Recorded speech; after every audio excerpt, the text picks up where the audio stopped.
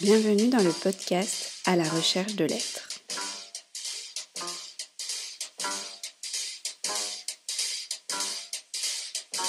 À la recherche de l'être est un podcast qui présente l'œuvre musicale d'Olivier Fillet, dont la problématique est comment concilier l'amour de l'existence avec l'ensemble des éléments tragiques de celle-ci.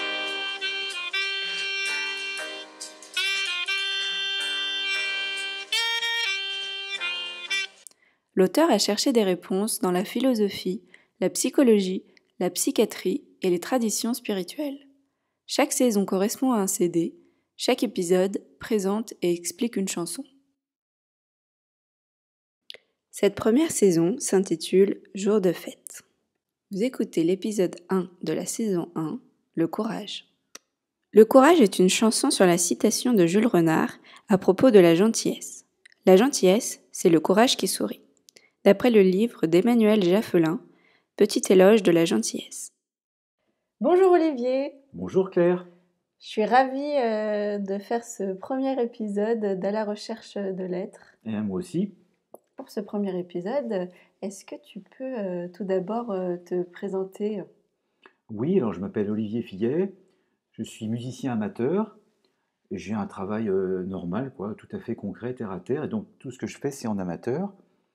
Alors ma carrière musicale a commencé assez jeune, car j'ai eu la grande chance d'avoir des parents qui m'ont fait faire du piano petit, avec toutefois un prof très très désagréable qui a réussi à bien me dégoûter de la musique, donc j'en ai fait 2-3 ans, mais ça m'a quand même donné les bases, et après j'ai fait en pointillé, j'en ai refait un petit peu en autodidacte à l'adolescence, jeune adulte, en autodidacte, après j'ai laissé un peu tomber avec les obligations familiales et professionnelles, et puis aussi j'avais dans la tête, pour moi il y avait les gens doués, il suffisait qu'ils se mettent devant le piano ou devant leur instrument, et puis ça coulait de source tout seul, et puis il y avait les besogneux comme moi qui n'étaient pas bons, et qui n'arrivaient à rien. Et un jour j'ai lu la biographie à la fois de Charlie Parker, de John Coltrane et de Bill Evans, et je me suis aperçu qu'il travaillait énormément. Coltrane, il travaillait comme Parker 12 heures par jour, son instrument. Parker, il s'est fait virer de ses premiers engagements. Un ami d'enfance de Bill Evans a même dit qu'il n'était pas spécialement doué pour le jazz. Et je me suis dit, dans le fond, il faut peut-être que je m'y mette. Et donc, je vais faire cette réflexion un peu tardivement, à l'âge de 52-53 ans. Et hop, on s'y remet, donc vraiment au boulot. Et du coup, j'ai eu envie de sortir ce que j'avais dans la tête depuis toujours, c'est-à-dire à la fois des idées musicales et à la fois la volonté de transmettre quelque chose au niveau de l'existence. C'est-à-dire qu'on apprend à tout le monde à avoir un métier, matière scolaire, etc. Mais comment vivre, on n'apprend pas, il faut qu'on se démerde tout seul. Alors, il y a le secours de la religion, mais quand on n'a pas la foi ni rien, comment on fait ? Donc derrière tout ça, il y a en fait une spiritualité laïque en fait, à se demander, dont la problématique en fait, c'est comment vivre avec tous les embêtements qui peuvent nous tomber dessus et comment garder de la joie malgré tout avec le monde difficile et les conditions de vie difficiles qu'on doit tous plus ou moins affronter. Voilà, en gros c'est un peu ça. Merci beaucoup pour ce premier épisode et cette première chanson. Je te propose qu'on l'écoute. Oui.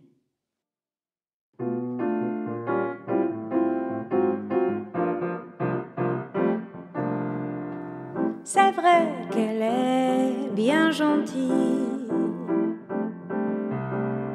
comme disent les gens de la ville. C'est vrai qu'elle est gentillette,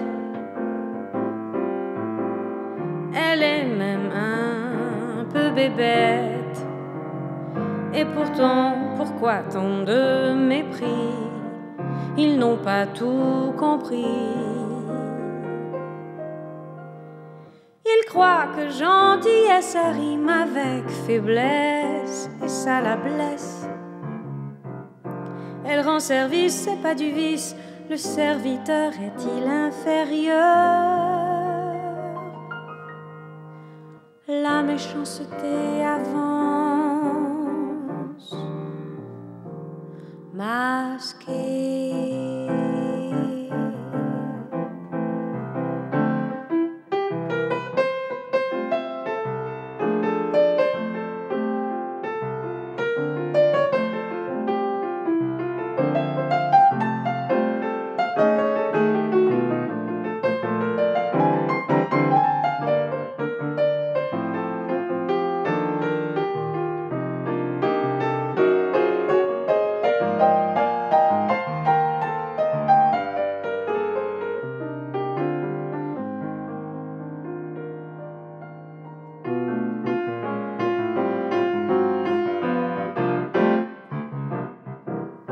qui se croient supérieurs ont mis leur habit de douceur pour mieux tirer les ficelles et remplir leur escarcelle. Et pourtant celui qui a gagné, c'est leur ego enflé. Mais qui a pu s'en détacher, c'est la gentille, c'est difficile.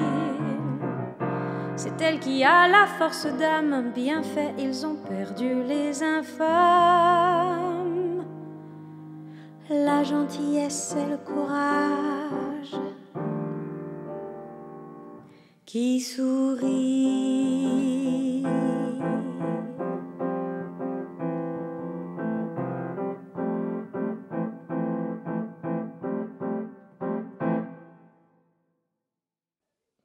Merci beaucoup de nous avoir laissé écouter ta chanson. Est-ce que maintenant tu pourrais nous en lire les paroles? Oui, tout à fait. Alors, donc ça s'appelle Le Courage. Alors c'est vrai que c'est un peu énigmatique, le courage, mais on va y revenir plus tard, hein. C'est vrai qu'elle est bien gentille, comme disent les gens de la ville. C'est vrai qu'elle est gentillette. Elle est même un peu bébête. Et pourtant, pourquoi tant de mépris? Ils n'ont pas tout compris. Ils croient que gentillesse, ça rime avec faiblesse. Et ça la blesse. Elle rend service, c'est pas du vice. Le serviteur est-il inférieur? La méchanceté avance masquée. Ceux qui se croient supérieurs ont mis leur habit de douceur pour mieux tirer les ficelles et remplir leur escarcelle. Et pourtant, le seul qui a gagné, c'est leur ego enflé. La gentille a pu s'en détacher. C'est difficile. C'est elle qui a la force d'âme. Bien fait, ils ont perdu les infâmes. La gentillesse, c'est le courage qui sourit. Eh bien, merci beaucoup de cette lecture. Je te propose maintenant qu'on passe à des questions-réponses parce que voilà, moi j'ai quelques questions sur ta chanson et j'aimerais bien que tu nous éclaires. Oui, avec joie. Donc ma première question, c'est est-ce que tu peux nous expliquer le titre, donc le courage, et la dernière phrase de la chanson, la gentillesse, c'est le courage qui sourit. Oui, alors en fait, c'est un peu compliqué parce que pour arriver à ça, il faut que je vais peut-être rappeler, en suivant pour ça le livre Capital d'Emmanuel Jaffelin, Petit éloge de la gentillesse. Il faut que je redéfinisse d'abord ce que c'est que la gentillesse rapidement. En fait, le terme gentil a eu beaucoup de sens différents. En gros, il y a trois périodes. Il y a les périodes chez les Romains, ensuite chez les chrétiens au Moyen-Âge, et ensuite après la Révolution. Alors chez les Romains, ça désignait d'abord un noble, hein, la noblesse, et on ne sait pas trop pourquoi, il y a une modification spectaculaire du sens qui est passé en fait de noble à esclave, et ensuite c'est devenu un ennemi. Ensuite, le Moyen-Âge avec la chrétienté, le gentil en fait a changé encore de sens. Dans un premier temps, c'était l'équivalent du mot goy pour les juifs, c'est-à-dire que les chrétiens, ils n'avaient pas de mot goy pour désigner les gens qui n'étaient pas chrétiens. Donc ils ont trouvé le mot gentil, et du coup c'est devenu après un impie. Puis dans le Moyen-Âge après, il y a les nobles qui se sont développés, ils ont cherché leur légitimation dans la Rome antique, et donc ils sont revenus au sens romain, gens gentis, du fait de la noblesse.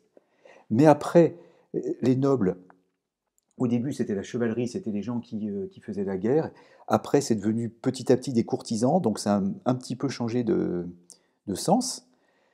Et après il y a eu la Révolution française, et donc ça a été assimilé, le gentil courtisan, donc au roi, et puis à la lâcheté, et à une espèce de vilainie morale. Donc c'est devenu un truc pas bien. Et après la Révolution, on a l'avènement de la démocratie. Chaque citoyen en fait doit être égaux, et le problème, c'est un petit souci dans la démocratie, c'est qu'on est tous égaux, mais il y a des gens qui pensent, dans le sens de la démocratie, en fait ça voulait dire, avant il y avait des classes, et c'était comme ça bougeait pas, il y avait les nobles, les esclaves, et la démocratie en fait pour moi, et il n'y a pas que pour moi, c'est l'égalité des chances. Et ça a été plus ou moins transformé en disant c'est l'égalité totale. Du coup, une fois que vous avez l'égalité totale, chaque citoyen, en fait, ils ont tué le roi, mais ils voulaient tous être le roi. Et donc, cette espèce de refus général de l'inégalité conduit en fait à ce qu'on ne supporte pas qu'il y ait qu'il y ait une espèce de servitude. Et en fait, le gentil rend service. Du coup, cette notion de service n'est pas du tout acceptée par la démocratie. Et ça se retrouve aussi dans les dictons, les proverbes. Par exemple, gentil n'a qu'un œil. Ça voudrait dire que le gentil, il est un peu bébête parce qu'il n'a qu'un œil, il ne voit pas les méchancetés des gens, etc. Et alors, ce qu'a perçu Jules Renard, c'est qu'en fait, pourquoi est-ce que la gentillesse, ça se révèle une force et non pas une faiblesse? Parce que pour rendre service, il faut s'arracher en fait à soi-même et à son ego. Et ça nécessite beaucoup de force morale. Parce que quand on arrive à ne pas être centré sur soi-même, on est beaucoup plus fort, on peut mieux affronter beaucoup de choses. Et paradoxalement, la force morale, ça réside pas du tout dans le pouvoir que j'ai sur les autres, mais plutôt dans ce que je leur abandonne. La gentillesse, en fait, c'est un don et un abandon de soi. En ce sens-là, la gentillesse, c'est le courage, c'est ce courage-là, en fait, de faire abstraction de son ego pour rendre service. Emmanuel Jaffelin fait exactement le parallèle avec le cynisme et la méchanceté. Le cynisme, c'est exactement l'inverse, c'est-à-dire que l'autre est un moyen. Pour le cynique, lui-même est une fin en soi, et l'autre va être un moyen. C'est pour ça que dans la chanson, je mets ceux qui se croient supérieurs ont mis leur habit de douceur pour mieux tirer les ficelles et remplir leur escarcelle, c'est-à-dire que le cynique va utiliser l'autre en le manipulant et en mentant, tout en se déguisant en quelqu'un de gentil, mais en fait c'est exactement l'inverse. La méchanceté avance masquée. Voilà. Donc c'est pareil, elle rend service, c'est pas du vice, c'est-à-dire que c'est pas parce qu'on rend service que c'est pas bien. Le serviteur est-il inférieur, donc je viens d'y venir. Mais ça reste quand même très très. La gentillesse, c'est pas une vertu cardinale du tout, hein.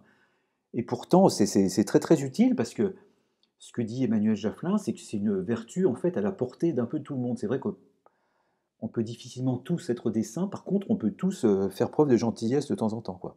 La gentillesse, c'est le courage qui sourit, donc c'est Jules Renard. Le courage, car c'est le courage d'abandon de son ego pour faire autre chose, et qui sourit parce qu'il se manifeste plus comme une caresse que comme un coup donné. Voilà. Merci. Merci beaucoup. Tu as expliqué pourquoi les gentils sont pas très appréciés. Pourquoi, en fait, ils sont pris pour des faibles? Eh bien, parce que je pense que ça vient du refus démocratique de l'inégalité. Je pense que c'est ce que j'ai dit tout à l'heure, c'est que ça vient de là. C'est-à-dire que le refus de la servitude, c'est dans les gènes.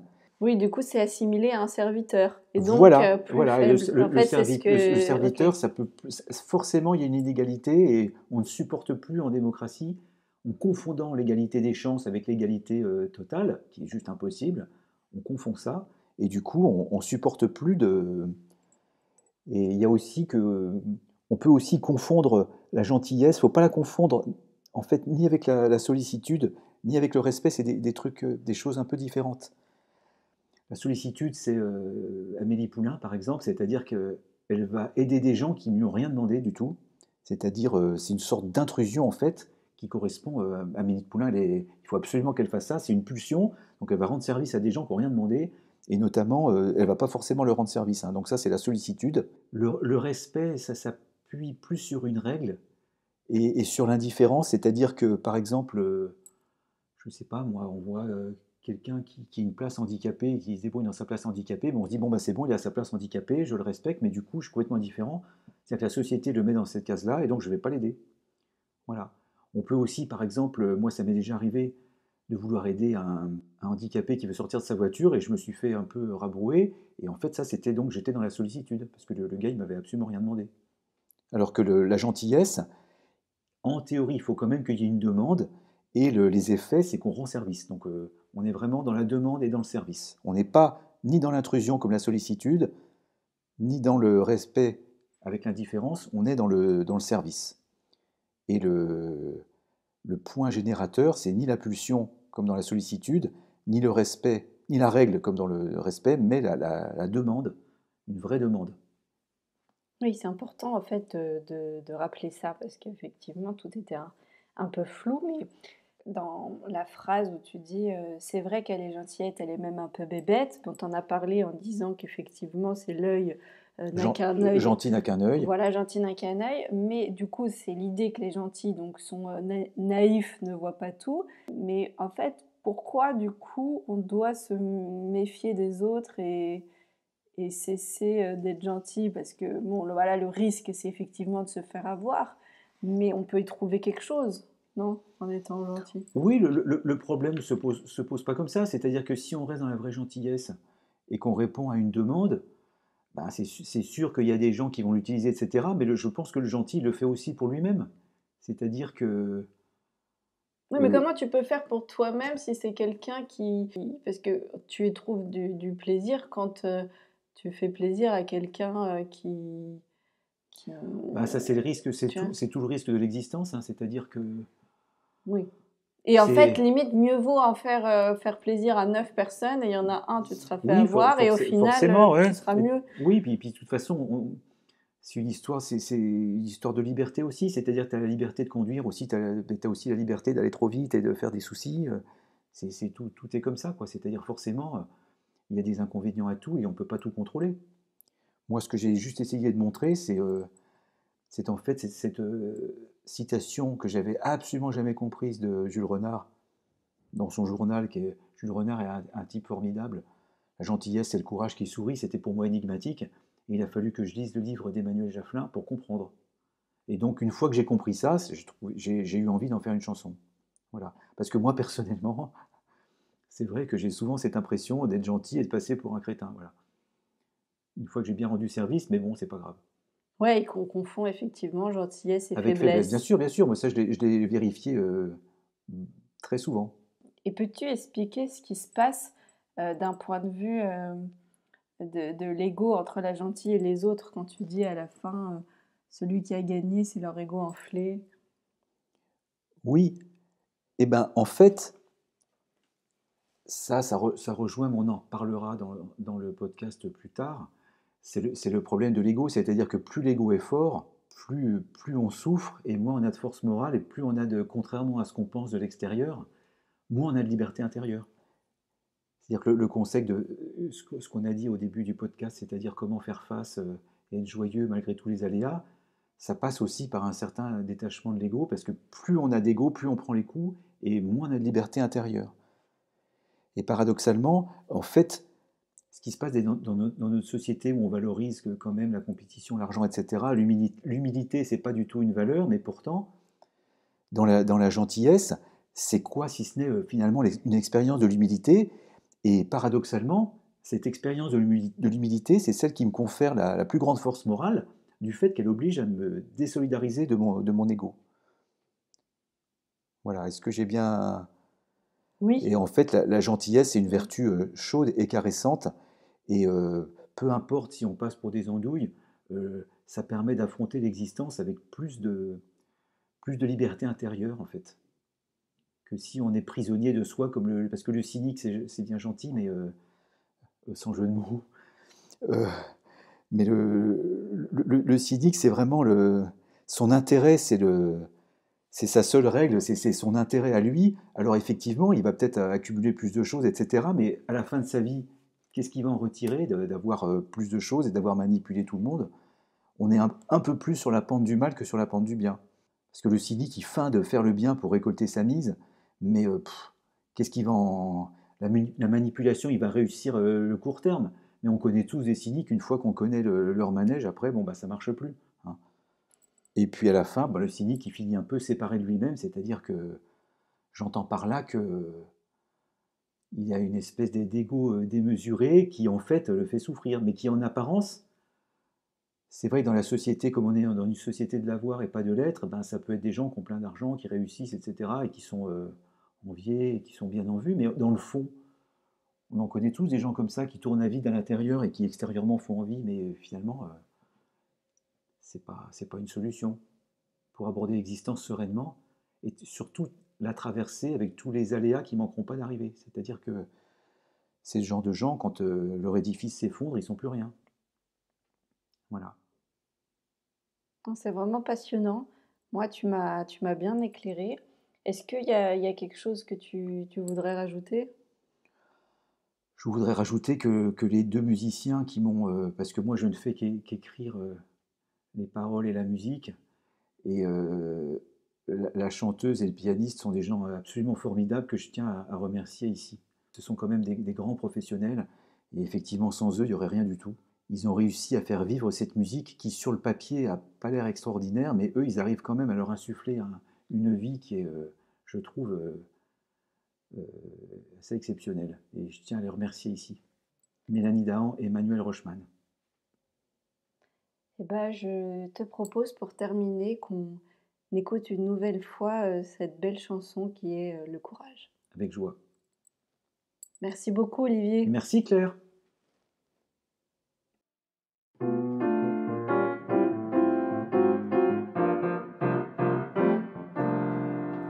C'est vrai qu'elle est bien gentille, comme disent les gens de la ville. C'est vrai qu'elle est gentillette, elle est même un peu bébête. Et pourtant, pourquoi tant de mépris? Ils n'ont pas tout compris. Ils croient que gentillesse rime avec faiblesse, et ça la blesse. Elle rend service, c'est pas du vice. Le serviteur est-il inférieur? La méchanceté avance, masquée.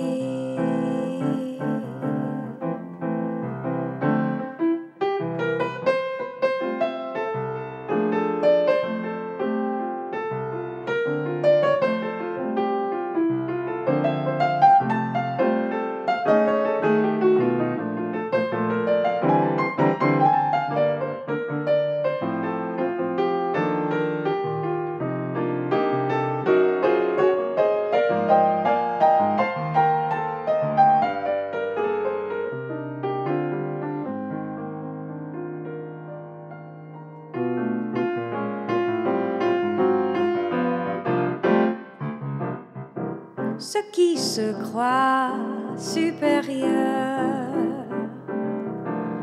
ont mis leur habit de douceur pour mieux tirer les ficelles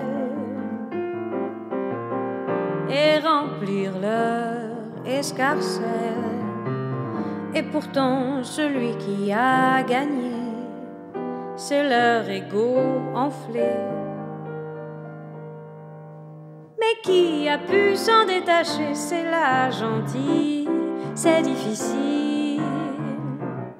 C'est elle qui a la force d'âme, bien fait, ils ont perdu les infâmes. La gentillesse, c'est le courage qui sourit.